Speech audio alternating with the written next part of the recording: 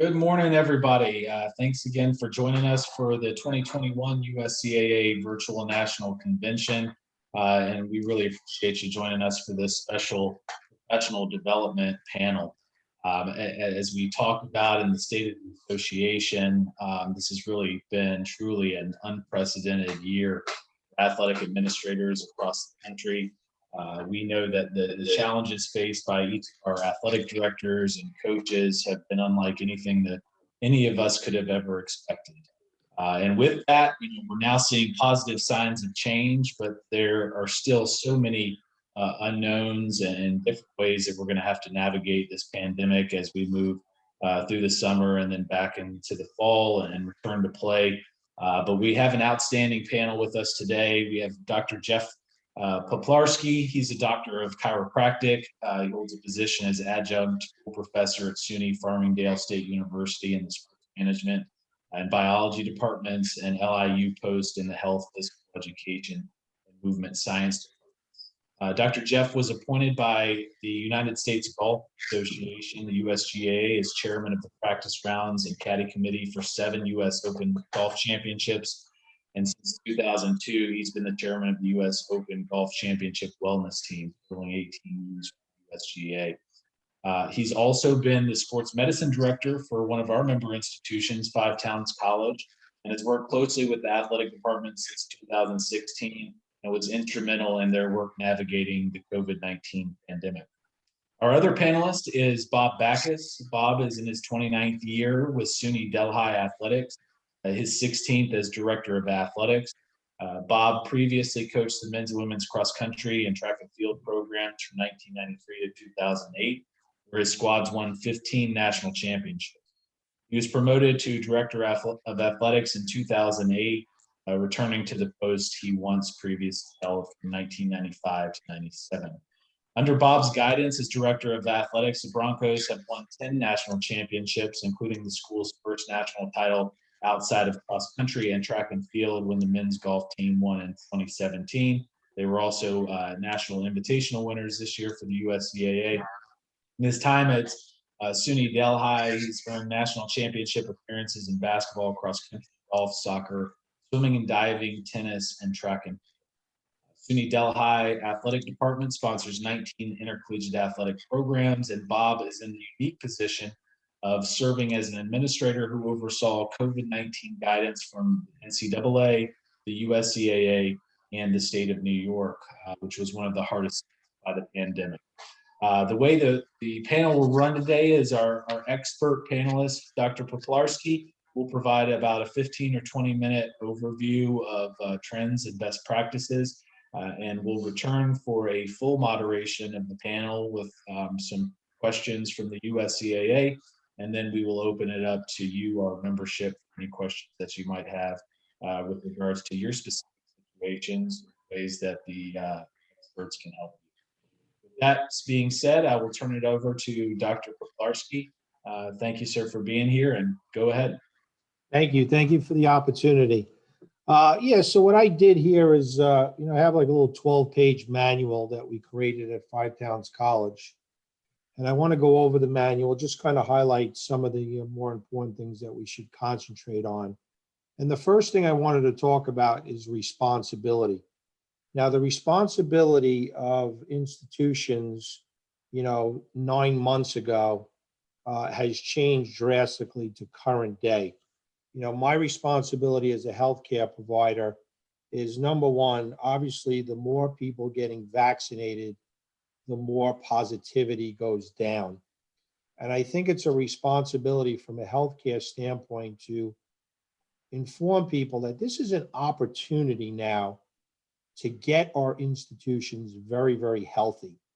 Comorbidities and mortality rates were a very, very big topic that were discussed during COVID. Who was susceptible to COVID? The obese, or somebody smoking, or somebody who had pre-existing conditions with lung pathologies. Now, as a wellness provider, I'm talking to people and saying, okay, the pandemic is winding down.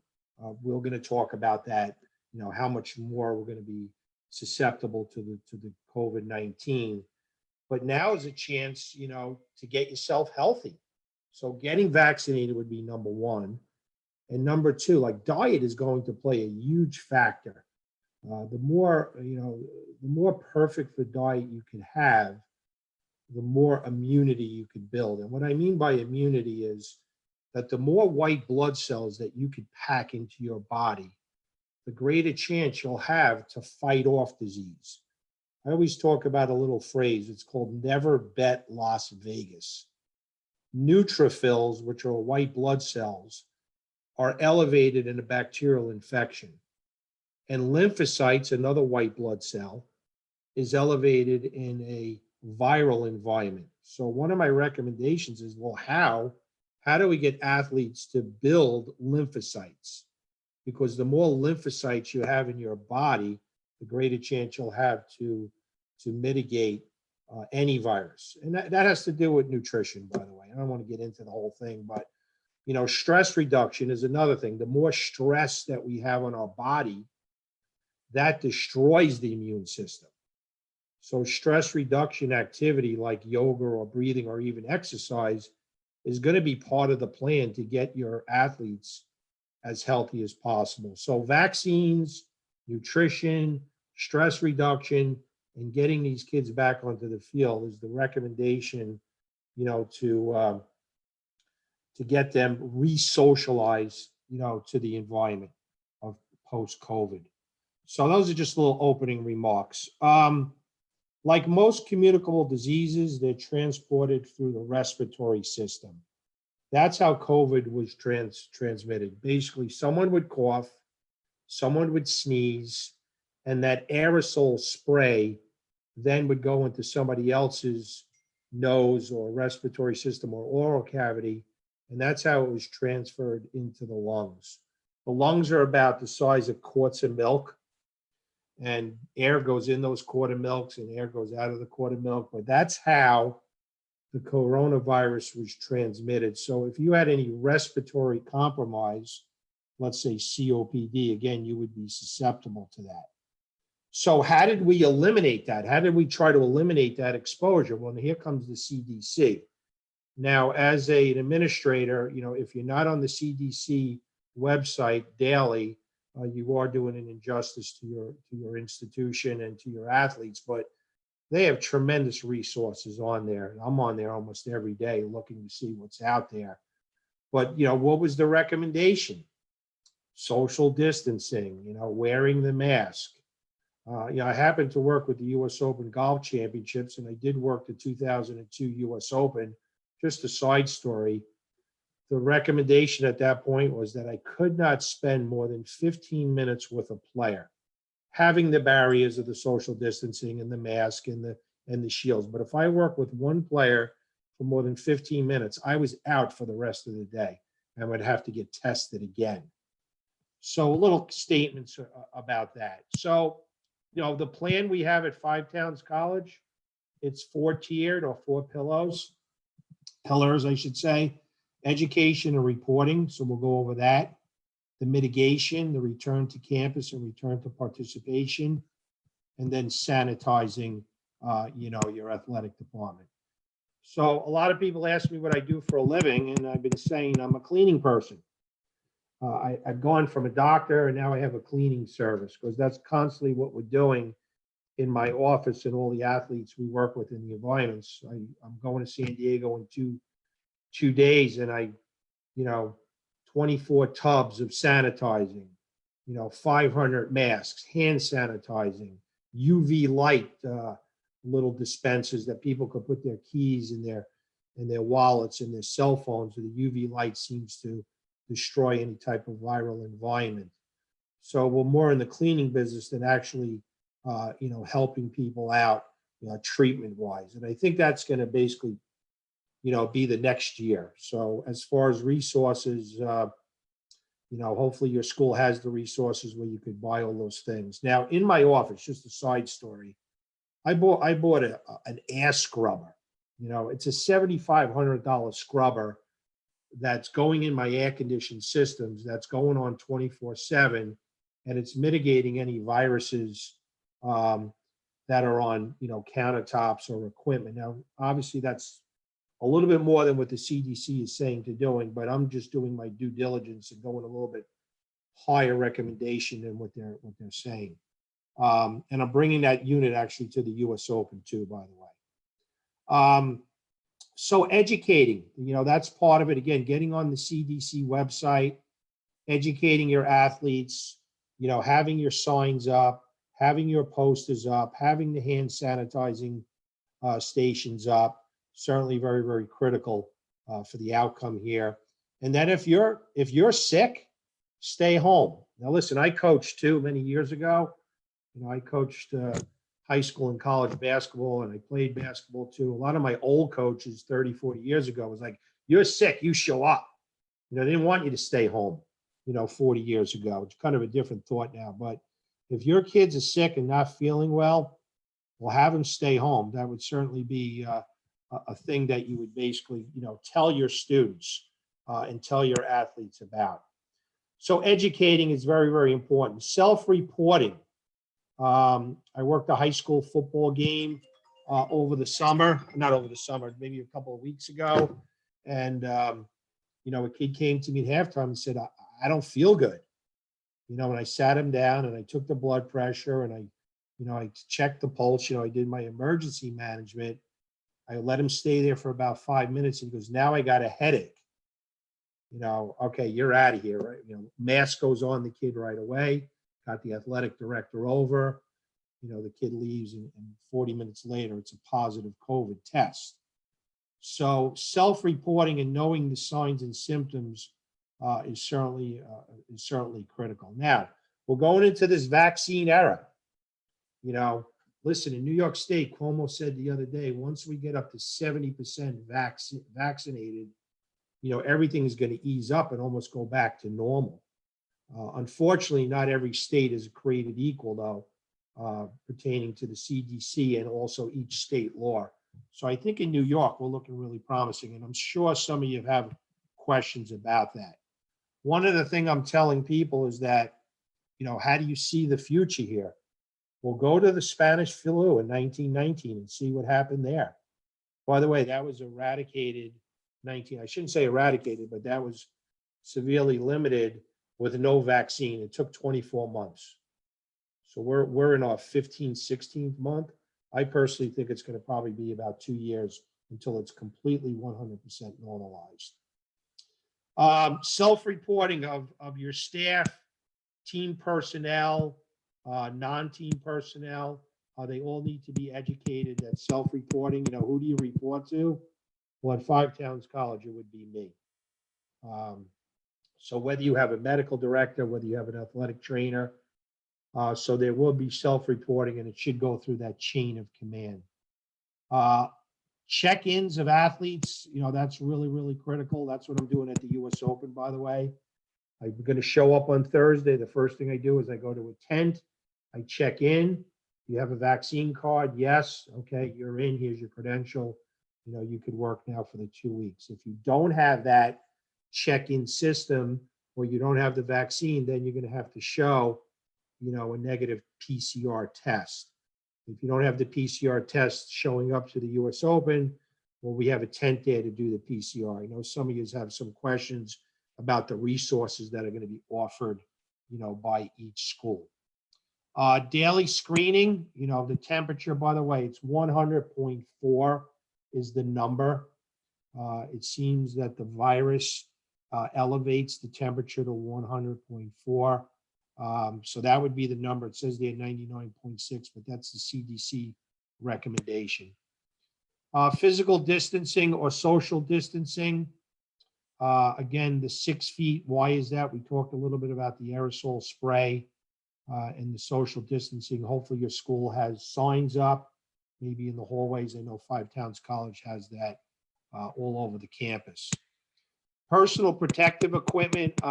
Another, if I'm going to look at a positive thing that happened from COVID, PPE.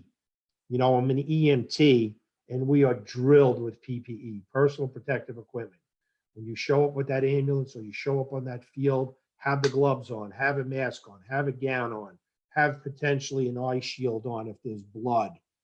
So hopefully you have some resources and you have enough PPE to go around. We do physical exams. We do sports physicals with our athletes at Five Towns College. I'm just not doing mass physicals.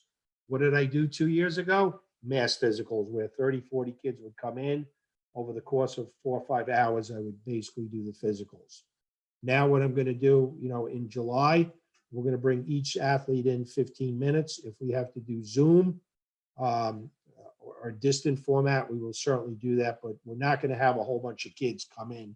Again, with the vaccines, though, I might change my opinions, but now that's what we're going to do. Strength and conditioning facilities, just limit the exposure. We've been doing small group training with a maximum of 10. So I would recommend that if you have a strength and conditioning area, not to have a whole bunch of kids in there. Athletic training room also. We're going to try to make appointments where kids will come in if they have to go through rehab or if they have to go through treatment versus just showing up. And certainly sanitation in that area is always going to be the most important thing to do. If people need to come to me personally, again, it will be either Zoom distance or they will have to make an appointment to come in to see me with designated times at Five Towns. Locker rooms, the same thing. I know a lot of colleges have knocked out, every other locker. So again, trying to limit the social distancing there and the exposure. Training tables and fueling stations. We're recommended that each kid brings in their own water, their own towel, and be responsible for that. So we're going to discontinue the prepackaged, maybe bulk juice or Gatorades, and just keeping it up individual person. Towels should be just one-time use for that. I just ordered 1,000 towels for the US Open. So we're going to go through a lot of that, but I know I'm working with the athletic director to get a whole bunch of towels, and again, it will be one use. On-field preparation, again, we talked about the water bottles, increasing sanitation of shared field equipment, so constantly cleaning equipment, and certainly having availability in all of these arenas that we talked about, hand sanitizing. Team meetings, again, limit the exposure depending on the size of your team. I would rather have a Zoom meeting with the teams at this point and having live meetings, and then going into team travel, which is certainly going to be a concern. I'm sure some of you have already dealt with bus companies. Most luxury buses have about 55 capacity, so maybe you cut that down. Certainly dealing with the bus companies ahead of time to make sure what their procedures are doing. And if you're on the road, God forbid someone does get sick, maybe setting up a sick room where the athlete would basically go into that room until you could transport them to the necessary facilities. Some other things, contact tracing. I know that might be a question you might have. Daily logs are very, very important. I know at Five Towns, when you come in, you check in, you have to fill out the symptom questionnaire. The school knows who's coming in. As a coach, I would even have a log, in the athletic facility too. God forbid someone does get sick, yes, certainly you're going to have to trace and notify those people. I don't know if you've had the opportunity to get called by the Department of Health, which I did because I was exposed to a lot of different individuals over the last year, but they certainly do a good job with the tracing. Quarantining, I think it's 10 days now on the PGA Tour. John Rahm, I don't know if you saw that on national TV on Saturday, came off the green and he was pulled by an official, and they said, you have tested positive. He was up 6 strokes, so he gets off the course immediately and then quarantine. And again, that's about 10 days. So there's a chance that he could come back for the US Open. COVID-19 testing. Again, the more vaccines, the less testing you're going to need. Our school has done a great job. We've had COVID testing live on several occasions where the students were invited to get the testing. Testing is pretty easy to get right now. 7 months ago, 8 months ago was very, very hard. So hopefully you have maybe a relationship with an emergency, one of those ER docs places, maybe near your college, maybe even a local hotel, hospital to get the COVID testing. So, it is not 100% law that you have to be vaccinated. There is certainly some resistance still out there related to testing, but certainly there are many opportunities and many avenues you could get tested by. The COVID vaccine, I don't know what your thoughts are. I'm going to just tell you straight up, I am vaccinated.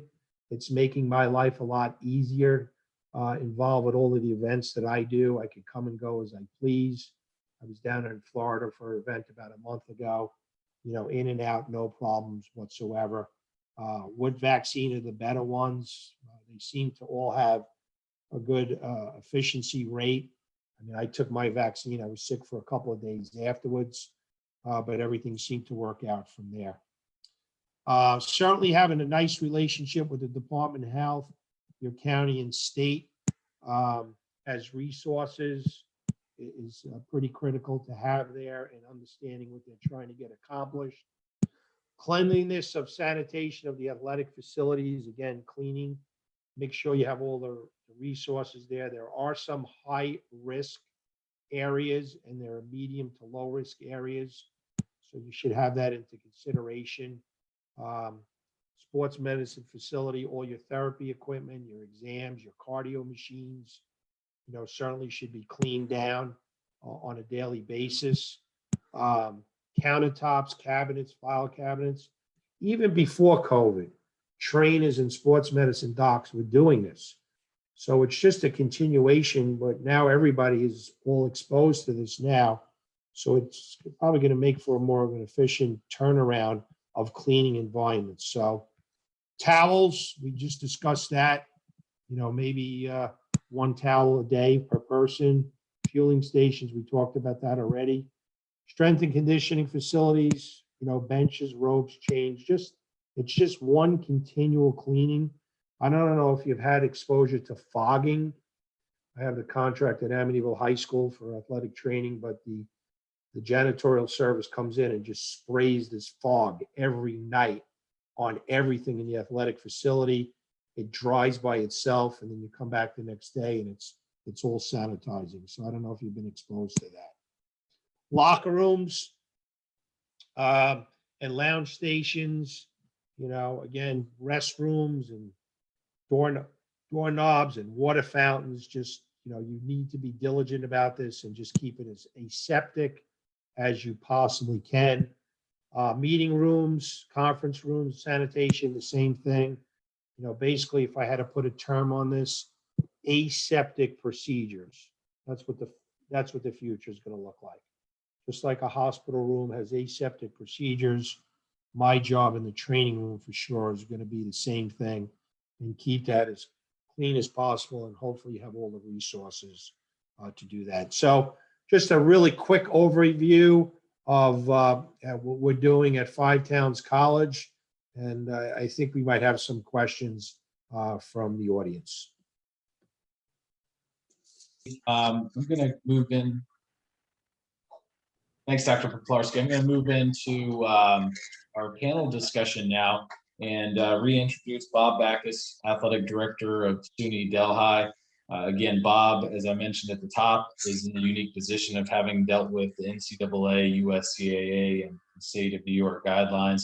Bob, why don't you start out by telling us a little bit about your experience this year, a couple of your most difficult challenges, and how you navigated.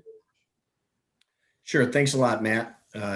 Dr. Jeff, thanks for that overview. Very detailed, and certainly I've read enough policies and procedures and edited enough policies and procedures over the last 15 months to really keep me busy. First of all, SUNY Delhi, as Matt indicated, as in the Director of Athletics role, first of all, I have an outstanding staff. Without my staff, we could not have been up and running this spring when we were finally given clearance from SUNY. Last March, when I look at the timeline, I'm out at the basketball championship. Our men's basketball team qualified for the first time and had really quite a squad, and everything just shut down as the world did last March. And And then I just look at the timeline of what we went through, from March till May, just trying to figure it out for our current students. And then over the summer, and then realizing we weren't going to come back to play in the spring. We were optimistic that by late April, we'd be back out playing tennis or running track or playing golf. And of course, none of that happened. And then transitioning through the summertime, trying to understand all the NCAA resocialization policies and procedures and the most updated versions, and then categorizing it's not a one-stop shop.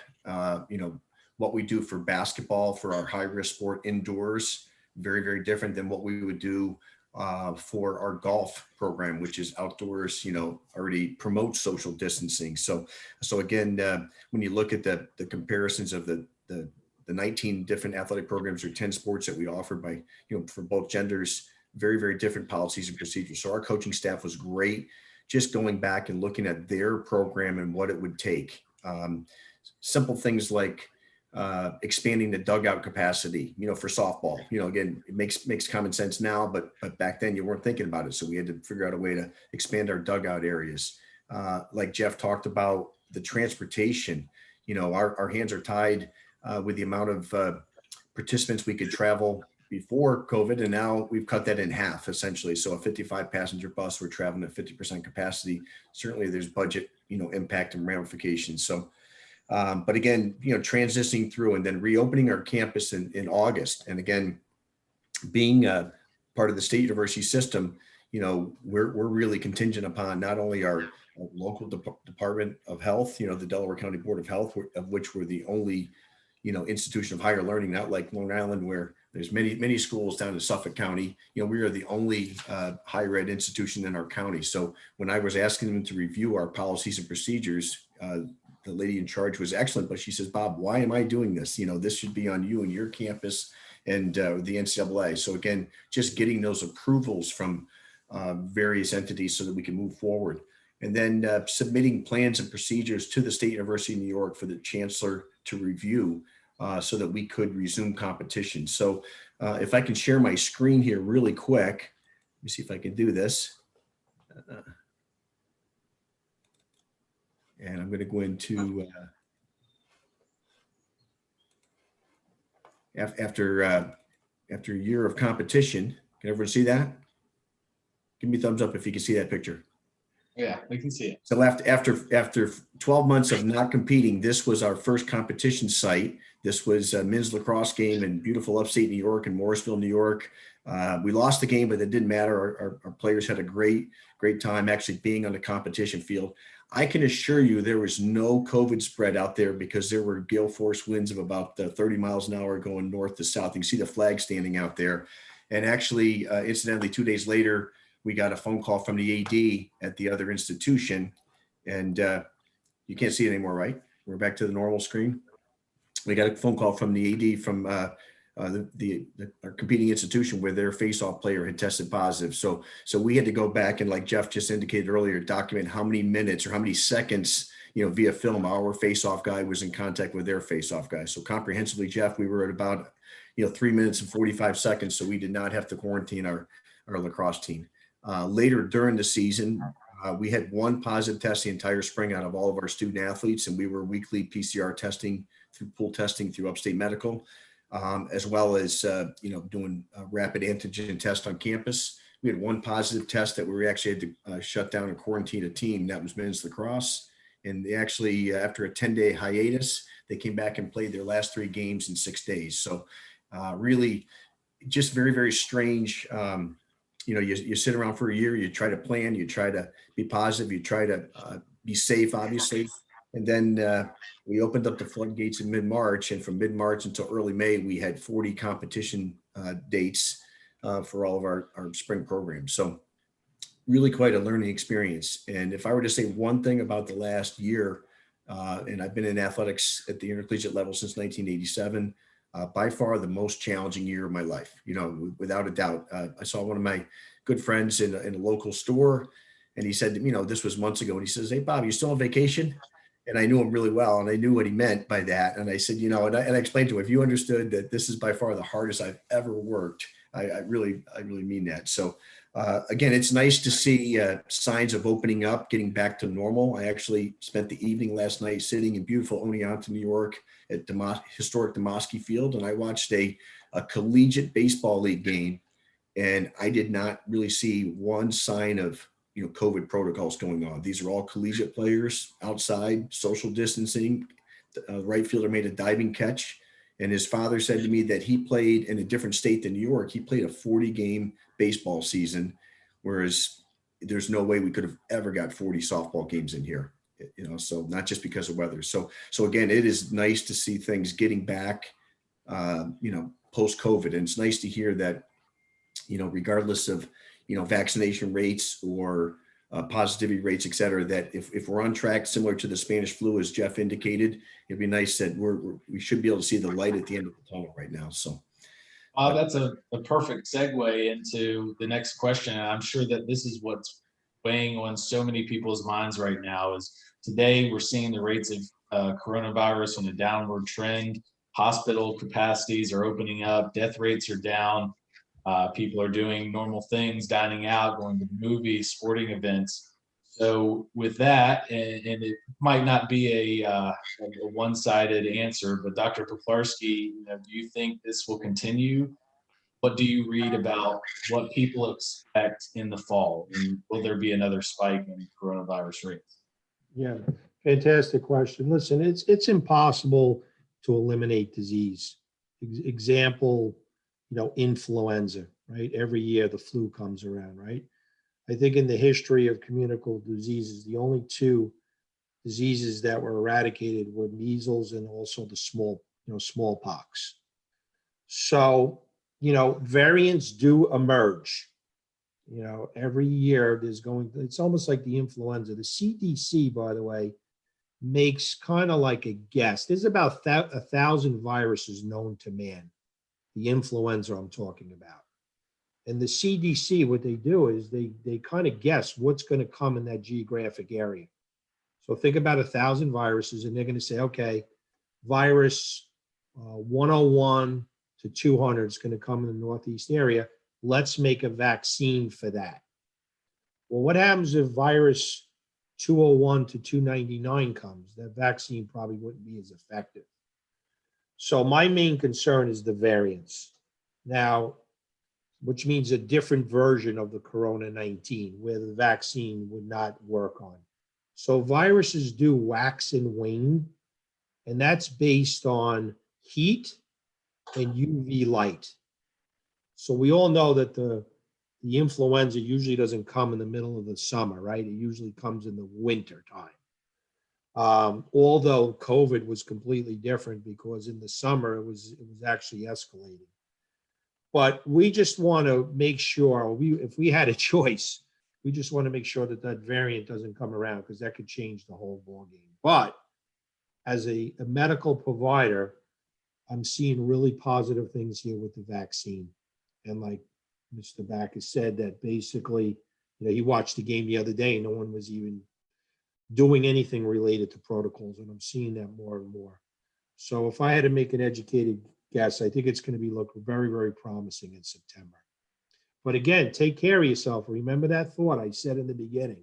A great opportunity to get yourself in good shape, good health, eating well, stress reduction, and prepare yourself. If this does come back again, you don't want to be in that comorbidity, mortality rate, the predisposed people. So just an opportunity to get healthy. Jeff, I couldn't agree more. I'm kind of proud of myself. I've lost 15 pounds during this pandemic, and my wife and I went for a 3-mile walk this morning. So Excellent. take care of yourself. Yeah. Listen, during Zoom, I was very, very busy. A lot of corporations were hiring me to do fitness programs via Zoom. I was working out stockbrokers around the world. Companies, not around the world, around the United States, they were hiring me to do it. So we all know about the COVID-15. Let's put that behind us and let's try to get as healthy as possible. So if the COVID-15 is the COVID-15, then in reality, I lost 30 pounds. Everyone else gained 15. I guess I'm a plus 30. All right, man. I'm sorry. I'll be good. You're good. Moving on from best practices and attempting to prevent student athletes from contracting COVID-19. Let's discuss what happens when a positive case arises. Bob, why don't you tell everybody sort of how you were prepared, what you were to do in the case that you had a positive test on your campus? Yeah, Matt, thanks. That's a great question. Again, if you were to ask me that question last May, it'd be very different than what I'm going to tell you today. And again, I'd rather talk about things being proactively versus reactively. But again, we've learned a lot over the last year.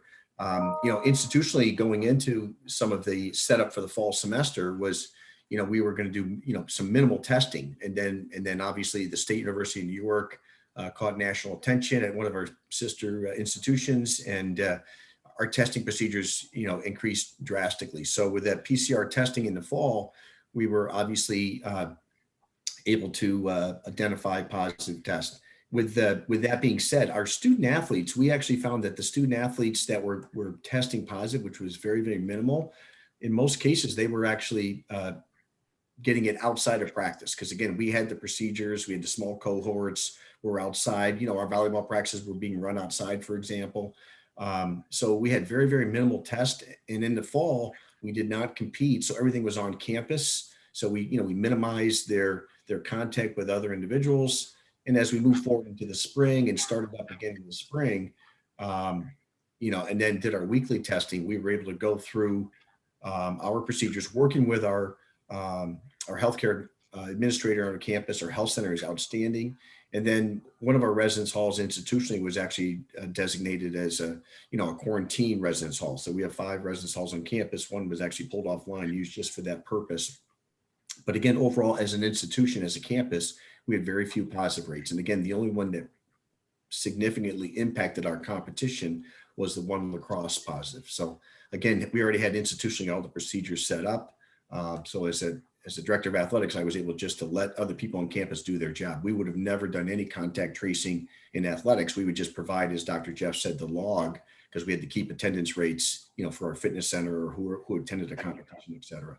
The daily screenings are an indirect indicator, but as Dr. Jeff said in his presentation, having that temperature above 100.3 would have been a definite sign. Honestly, if I had had a temperature above 100.3, I wouldn't have come to work myself. I would have stayed home. So,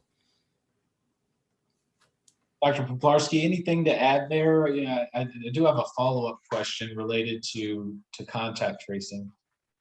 Yeah, sure. What's the question about contact tracing? Experts, as I've read online, have said that you need to attempt to contact trace at a minimum of 80% of all contacts and individuals. Does this still hold true? And how can athletic departments be better prepared for contact tracing in the case that there is a positive coronavirus? Yeah, sure. Certainly contact tracing is very, very vital. Yes, it's still holding true. So if you do get a case, whether it's the logs or whether it's, who's coming into the athletic facility, they will have to be traced and notified. But hopefully these people that have been exposed have been vaccinated. That's how critical the vaccine is, because that just dead ends everything on the contact tracing. Like Cuomo said the other day, we're getting up to 70% of the people are going to be vaccinated.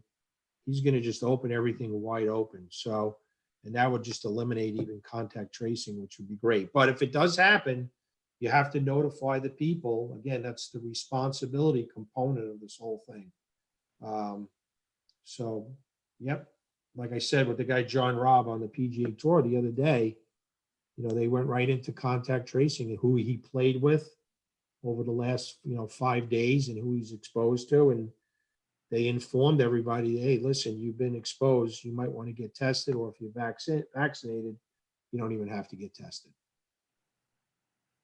And I think one of the questions that's going to come from our membership, particularly from small colleges with limited budgets, is, if I can't afford the testing, what's going to happen? What's the fall going to look like? Bob, are you hearing anything from the NCAA with regards to what those requirements are going to look like for scheduling outside competition? Yeah, the Dr. Hainline, the NCAA, and the Sport Institute of Health Sciences, so they're going to send out some updated guidelines over the summer that they actually be coming out in the next 10 days, I would think. as they project forward to the fall. The NCAA Division III level did not contest any fall or winter championships. So as of today, when they complete baseball, they would have completed all of their spring championships. So that's again, a big step in the right direction. But again, with those updated policies and procedures, they'll come out over the summer, and we'll be able to hopefully make institutions across the country be able to make, get back to normalcy. That's how they're referring to it for operations in the fall. So I'm hoping that mid-August we can, with our own basic campus institutional health procedures, policies in place, be able to move forward with, normal practices. Again, understanding all the things that we've learned over the last, 15 months, but apply them, to our health procedures moving forward. And again, having our athletic trainers really vested in they're the first line of contact for the department, and so essential to the health and safety of our student athletes. So hopefully we'll keep our fingers crossed. We'll move in that direction. Sort of venture into sort of liabilities of athletic administrators. And now that we're having more fans and more people come into athletic facilities, so many of the venues that we see today are displaying signage for face masking, sanitization of hands, displays to indicate social distancing and queuing, especially in lines. Dr. Poplarsky, if you were to prioritize what measures are important to make public, what would they be? Yeah, certainly follow the CDC guidelines. So that's your due diligence there. So whatever they're recommending, that's the standard of care. But I think probably the most important thing is the social distancing. Like I said, that's 6 foot, and limit the exposure of 15 minutes or less. I think those would probably be the most crucial things. The mask is just as important, but if I had to say, probably the biggest thing is social distancing. Keep within your boundaries and, prevent that exposure, that aerosol spray going, from one individual to another. But if you follow the CDC guidelines as far as liability goes, I think you'll be in great shape, if anything does arise from a liability standpoint. Well, I think that our moderated questions, I don't want to step on any toes. I thought the presentation from both of our panelists has been great. I think we should probably open it up to our member institutions to see if they have any specific questions related to their own situations that our panel or experts can assist with. So, with that said, I think most of you who've attended other sessions know how to do this at this point. You can raise your hand. We can allow you to talk, or you can use the Q&A chat feature through Zoom in order to ask a question, and we'd be happy to read out those questions from our panelists at this time. Everybody, just a second. All right, we've got Andy DiStefano. Go ahead, sir. Hi, guys. Thanks for joining us today. You had mentioned, bus travel, but when it comes to overnight travel, for a lot of us, athletes or staff members sharing rooms, team meals, what are people recommending, where, 2 to a room, grab and go type of meals, or eating in shifts? A lot of us are getting back to normal, planning on traveling, come the fall. But a lot of our administrators are looking for not only cost-effective solutions rather than day trips only. But have there been some best practices, or what are people recommending? Yeah, grab and go certainly is something good. I hate to keep on going back to the U.S. Open, but we do have 1,000 volunteers, and I just got that memo today. We have a volunteer hospitality tent, and there's going to be grab and go meals there. And then as far as putting people in the room, I also work with a Farmingdale State Hockey Club. Usually put 4 kids in a room prior to COVID, but it's going to go back to who's vaccinated, who's not. And then you're going to have the vaccinated room, and then you're going to have the negative COVID test room. And so I would say it's based on the size of the room that you got. Again, social distancing, I would probably say 2 would be appropriate in each room. Yeah, to elaborate on that, Andy, we just at the tail end of our spring semester had some overnights, obviously down to the golf championship, for example. But we were going with 2 to a room. The other thing is most of our student athletes, in some way, shape, or form, end up being roommates in the residence halls or in the off-campus apartments. So now you have an appropriate cohort built in there. So just think, maybe in the old days you were trying to get maybe one of your freshmen, indoctrinated to the team, maybe having room with a senior. Well, that doesn't work right now. Think about just kind of the common sense things. If you have two people that are already roommates together, then that makes it so much easier. But you're absolutely right from a travel standpoint, from a budget implication standpoint. The other thing is, we're actually looking at probably limiting, certainly increasing more day trips and limiting overnight trips. But in addition, we might even have to limit the roster size when we travel to overnights, not just because of COVID procedures, but because of budget ramifications down the road. So it's not just a one-stop answer there. So great point, Andy. We do have a question that just came in through the Q&A asking, what was your protocol if an opponent had athletes get sick while playing your team?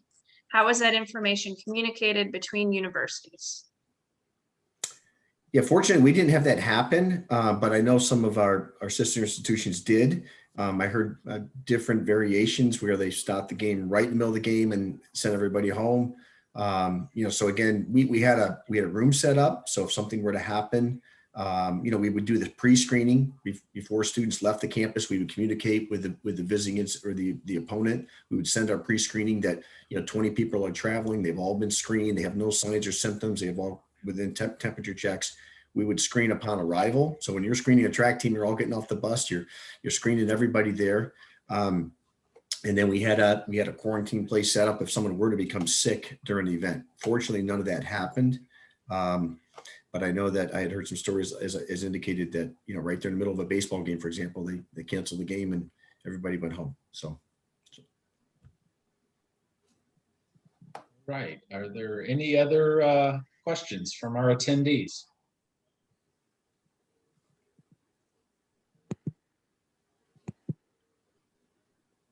One thing about the last question, Matt, we were prepared if we had somebody traveling that became ill on the way. Sometimes we would send a charter bus, plus we'd have like an assistant coach drive a van. So we were prepared if something were to change midstream that we could just bring back the student that wasn't feeling well back to campus. We actually had something similar to that on our end. Actually, one of our golfers, because he got car sick and we're on a bus, he took some Dramamine on an empty stomach. So he exhibited some of the signs, symptoms of the COVID overview, but I think it was completely car sickness and reacted to the Dramamine, but we didn't let him play. We kind of left him on the bus, isolated for the entire day. Again, that additional level of caution. But I can promise you the young man is not going to take Dramamine ever again. So. All right. Well, I do not see any additional questions coming in. I am going to overview the rest of our convention agenda for both the day as well as tomorrow as we go into our business meeting. But first, I do want to thank our panelists, Dr. Jeff Poplarsky and Bob Backus from SUNY Delhi. Gentlemen, thank you so much for joining us for this session. Again, we will post this up, the recorded session, in the convention recap once we're done. And if the panelists want to provide any contact information or resources along with that, we will be sure to share that. So, gentlemen, thank you again. As we break from this session, we are spending the afternoon in breakout sessions. We have opportunities for both our standing committees as well as sport committees to meet, and there's dedicated rooms for those. We're going to get feedback from both our standing committees and sport committees as we transition to our business meeting tomorrow, which will take place from 12:30 to 1:15. I do want to mention we did not have any legislation proposed for this year, so there will be no need to vote, but we will be providing updates on all of the committee's actions and the feedback that we received from town hall sessions. Tomorrow morning before that the business meeting, we'll have professional development with leadership development and coaching expert Molly Grisham, and we'll have another professional development session tomorrow at 1:15 with Z-winning mindset. Thanks for joining us, and we will see everybody back here as a group tomorrow morning.